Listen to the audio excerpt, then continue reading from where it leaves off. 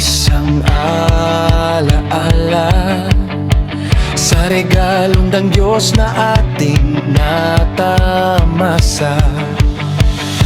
Isang handog na mahalaga mula sa ating Diyos Ama.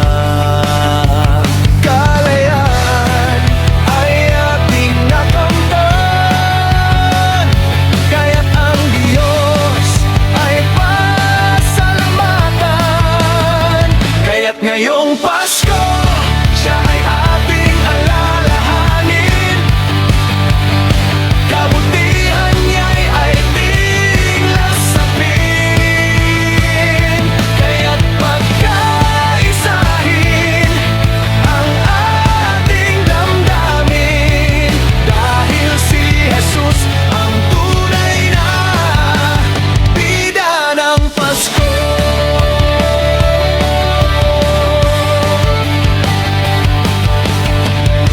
Sa Pasko, siya ang bida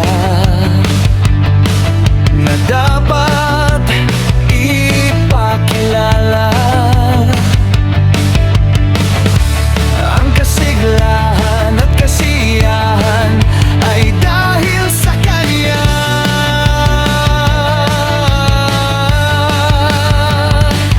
Kalayaan ay ating nakamtan, kaya't ang Diyos ay pasalamatan. Kaya't ngayong Pasko, siya ay ating alalahanin. Kabutihan niya'y ating lasapin. Kaya't pagkaisahin ang ating damdamin. Kaya't ngayong Pasko, siya ay ating alalahanin. Kabutihan niya'y ating lasapin. Kaya't pagkaisahin ang ating damdamin, dahil si Jesus ang tunay na bida ng Pasko.